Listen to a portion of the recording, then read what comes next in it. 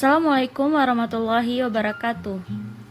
Kami dari grup 9 ingin mempresentasikan tugas mata kuliah bahasa Inggris kami dengan judul Listen for Idiom and 2 or 3 part verbs. Sebelum saya masuk ke dalam materi hari ini, izinkan saya memperkenalkan diri. Nama saya Zatiumni dan di grup 9 saya beserta 2 teman saya lainnya yang bernama Zahira Fadila dan Yusuf Apriansyah. Oke, jadi kita langsung masuk ke dalam materi kita yang pertama yang berjudul Listen for Idiom. Idioms appear in some question in the short dialogues. Idioms are special expression in a language that all speakers of the language know. This special expression describe one situation in life, but are applied to many different areas of life. Idiom question can be difficult for students because they seem to be describing one situation when they are really describing a different situation. Idiom biasanya muncul di beberapa pertanyaan di dalam sebuah dialog yang singkat. Idiom itu sendiri adalah ekspresi khusus dalam sebuah bahasa yang diketahui oleh semua penutur bahasa tersebut. Ekspresi khusus ini sendiri digunakan untuk menggambarkan sebuah situasi dalam kehidupan kita yang diterapkan pada banyak bidang kehidupan yang berbeda-beda. Pertanyaan idiom sendiri biasanya itu sulit bagi para siswa ataupun mahasiswa karena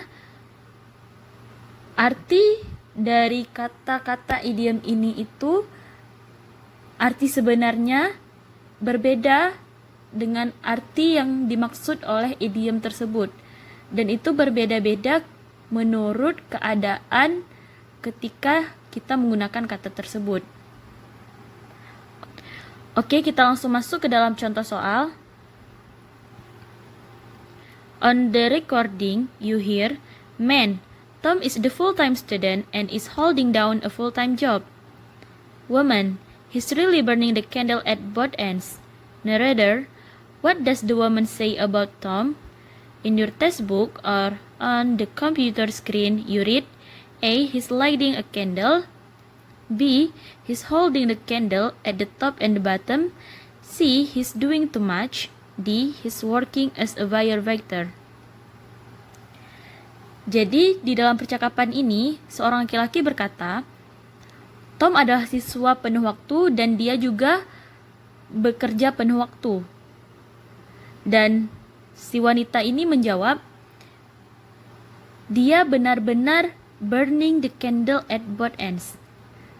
Pertanyaan di sini, apa maksud dari yang dikatakan perempuan ini tentang si Tom? Jawaban yang A, he's lighting a candle. Dia menyalakan lilin. Jawaban yang B, he's holding the candle at the top and the bottom. Dia memegang lilin di bagian atas dan bawah. Jawaban yang C, he's doing too much. Dia melakukan banyak hal.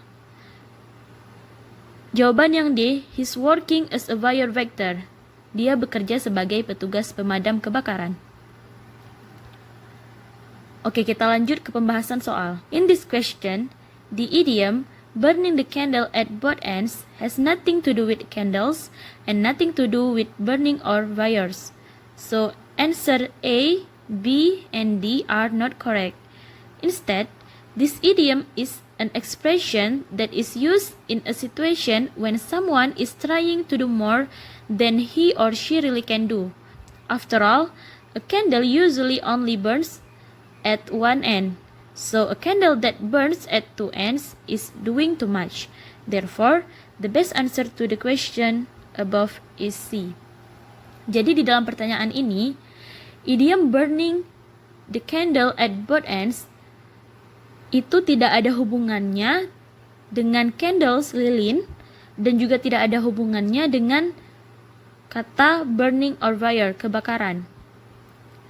Dan bisa kita lihat bahwasanya jelas di sini jawaban A, B, dan D salah karena jawaban A, B, dan D ketiganya berkaitan dengan kata-kata lilin ataupun kebakaran.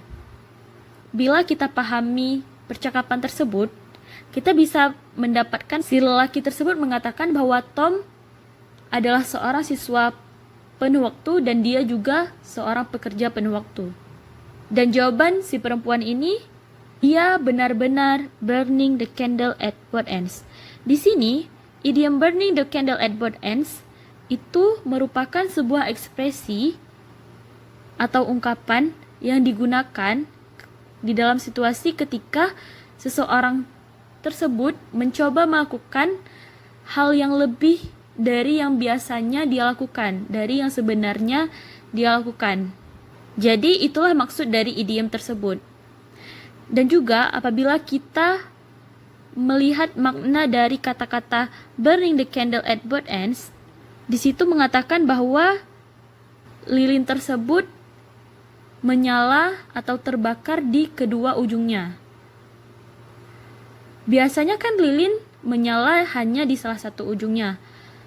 Dan ketika kita mengatakan bahwa lilin itu menyala di kedua ujungnya, berarti hal tersebut mengarah atau bermakna bahwa lilin tersebut banyak kegunaannya, atau lilin tersebut melakukan banyak fungsi. Dan oleh karena itu, jawaban yang tepat adalah C. He's doing too much. Dia melakukan banyak hal. Karena si Tom adalah seorang siswa dan dia juga seorang pekerja waktu, maka si perempuan mengatakan bahwa dia bisa melakukan banyak hal. Oke, kita lanjut ke soal selanjutnya.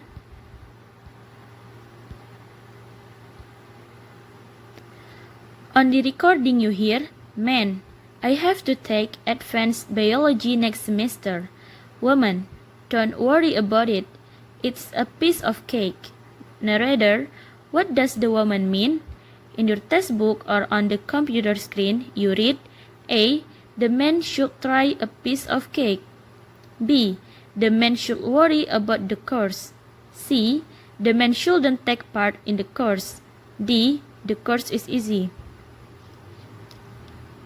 Jadi di dalam percakapan ini, seorang laki-laki berkata bahwa dia harus mengambil pelajaran biologi lanjutan di semester yang ke depan.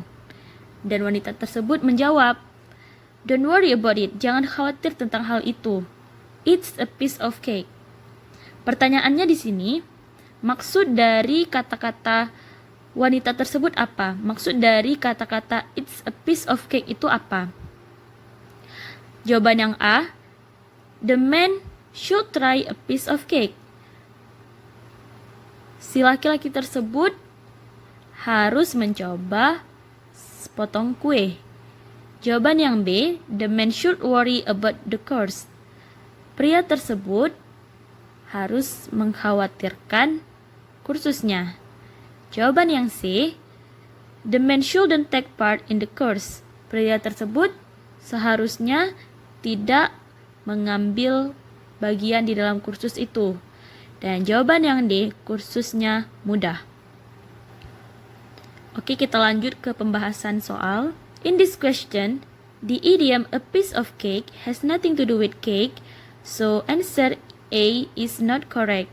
This idiom is used when someone states that what he or she has done is very easy to do or do. If answer B and C, that means the course is hard, so are not correct. Therefore, the best answer to the question above is D. Jadi, di dalam pertanyaan ini, idiom a piece of cake tidak ada hubungannya dengan kata-kata kue. Sama seperti soal yang sebelumnya. Dan jelas di situ bahwa kita bisa lihat jawaban yang A salah, karena jawabannya A bersangkutan dengan kata-kata kue. Dan idiom a piece of cake ini biasanya digunakan ketika seseorang menyatakan bahwa apa yang dilakukannya itu sangat mudah. Dan bila kita melihat jawaban B dan C, jawaban tersebut menjelaskan atau bermakna bahwa hal tersebut adalah hal yang sulit.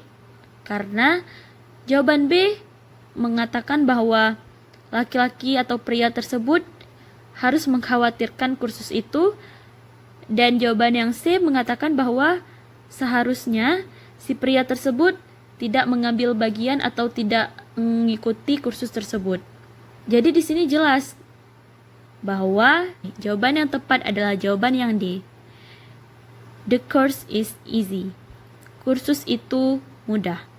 Jadi intinya, untuk pembahasan idiom kali ini, idiom itu adalah sebuah ungkapan yang kita gunakan di dalam suatu keadaan atau kondisi tertentu. Makna idiom sangat berbeda dengan makna yang sebenarnya yang kita ketahui. Contohnya seperti tadi, a piece of cake. Makna sebenarnya a piece of cake adalah sepotong kue. Tetapi karena kita menggunakannya di dalam suatu kondisi tertentu atau suatu keadaan tertentu, di sini a piece of cake berubah maknanya, yaitu sangat mudah. Jadi, idiom adalah ungkapan yang biasa kita gunakan di dalam kondisi-kondisi tertentu. Dalam hal menjawab soal-soal tentang idiom, ada 2 poin penting yang bisa membantu kita. Yang pertama, kita harus memahami makna dari isi percakapan tersebut. Karena ketika kita memahami makna dari percakapan tersebut, kita bisa tahu bahwa, oh ini maksud dari kata-kata ini, atau ini yang ingin dikatakan oleh si perempuan tersebut. Jadi, kita harus bisa memahami makna dari percakapan yang kita dengar. Dan itu akan sangat membantu kita untuk menjawab soal tentang idiom.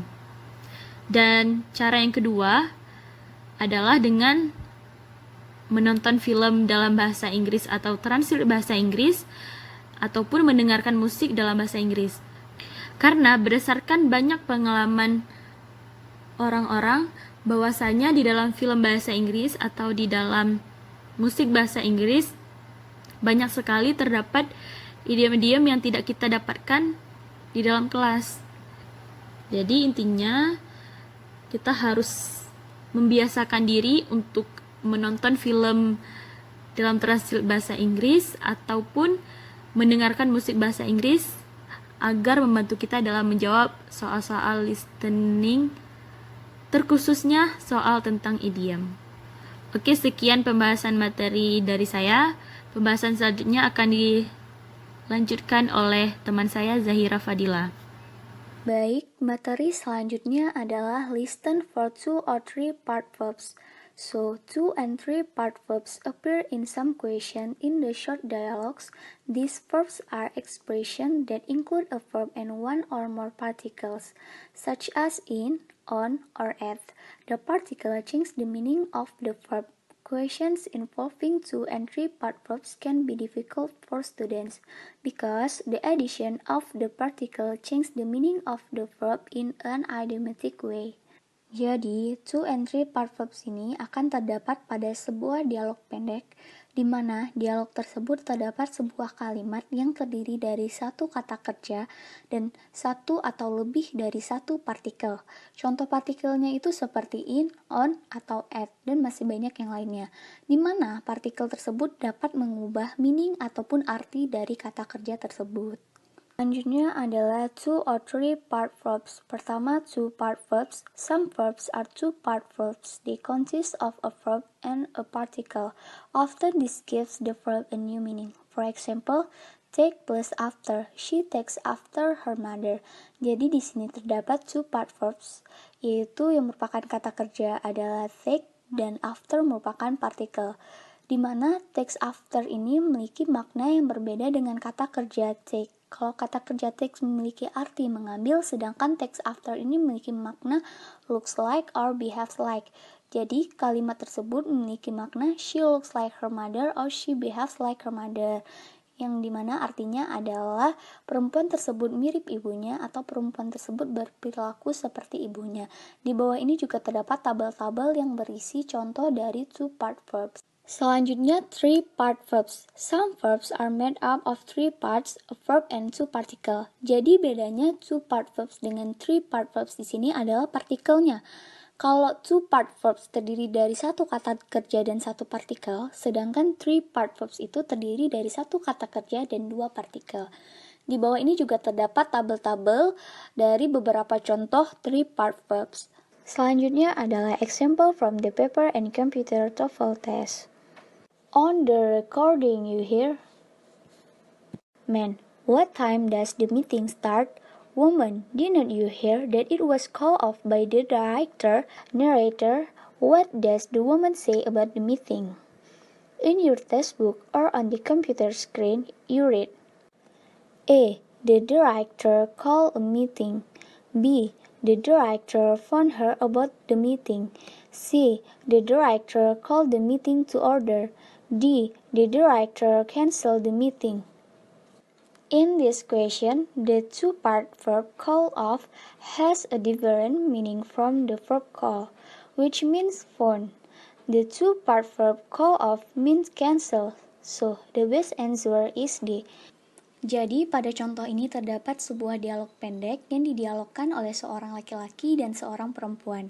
Laki-laki ini bertanya kepada perempuan tersebut kapan meeting tersebut akan dimulai.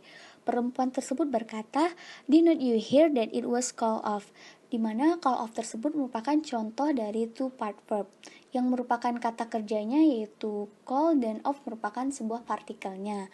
Call off ini sendiri memiliki makna yang berbeda dengan call. Kalau call itu memiliki makna phone, sedangkan call off itu memiliki makna cancel. Jadi, jawaban yang benar adalah D. Kenapa pilihan ganda A, B, dan C salah? Karena pada pilihan ganda A dan C, intinya direktur tersebut akan melaksanakan meeting. Sedangkan pilihan ganda B, direktur tersebut menelpon perempuan tersebut untuk membahas meeting. Sedangkan contoh dari two-part verb ini ada call off. Call off sendiri itu memiliki makna cancel. Jadi pilihan ganda A, B, dan C itu salah. Maka jawaban yang benar adalah D. Jadi intinya two-part verbs ini terdiri dari satu kata kerja dan satu partikel, di mana two-part verbs ini memiliki makna yang berbeda dengan kata kerjanya. Sekian dari saya, materi selanjutnya akan dilanjutkan oleh Yusuf Apriansyah. On the recording, you heard, "Man, did you have history exam today?" Si pria bertanya, "Apa kau ada ujian sejarah hari ini?" Woman, "No, the professor put it off for another week."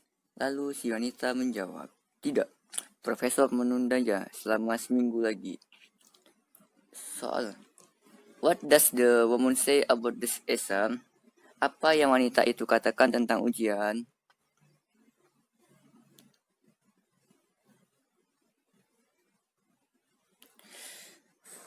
Dalam buku teks Anda atau di layar komputer, Anda membaca A. She would like to put it out of her mind. A. Ia ingin menghapusnya dari pikirannya. B. The professor canceled it. B. Profesor itu membatalkannya. C. It was moved to another location. C. Dipindahkan ke lokasi lain. D. It was delayed. Yang D. Itu tertunda.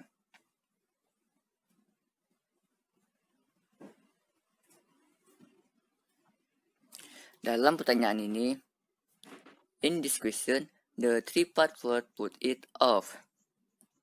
3 bagian kata kerja menundakannya memiliki arti yang berbeda.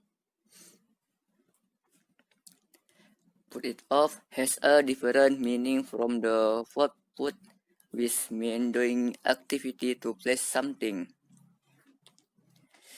Kata kerja menundakannya memiliki arti yang berbeda dari kata kerja menempatkan yang berarti melakukan kegiatan untuk melakukan sesuatu. The three-part verb put it off mean delay. So, the best answer is D. 3 bagian kata kerja menundanya berarti tertunda. Jadi, jawaban terbaiknya adalah D.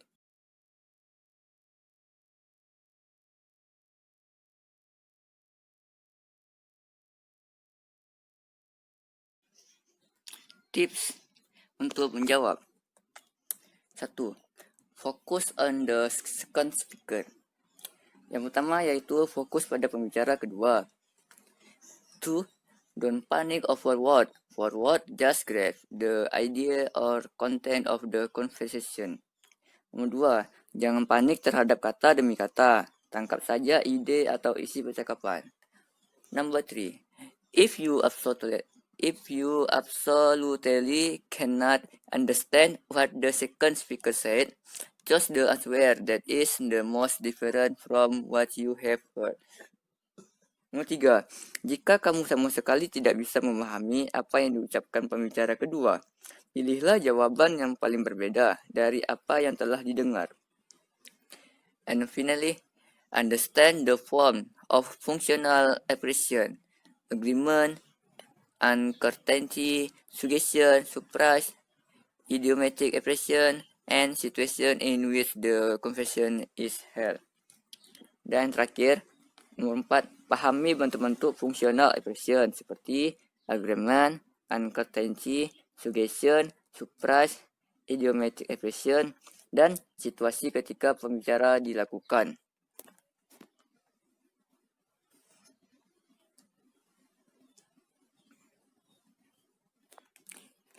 Berikut merupakan referensi dari slide-slide kami. Yang pertama kami ambil dari The Lungmen Book. Yang kedua kami ambil dari YouTube tentang exercise study for idiom. Yang ketiga kami ambil dari web learningenglish.British Council. Yang keempat kami ambil dari YouTube juga tentang exercise listening for 2 or 3 platform. Dan yang kelima kami ambil dari web page Kampung Inggris. Sekian dari presentasi kami. Kami dari grup 9 mengucapkan banyak terima kasih. Apabila memiliki banyak kesalahan mohon dimaafkan. Wabillahi taufik wal hidayah. Assalamualaikum warahmatullahi wabarakatuh.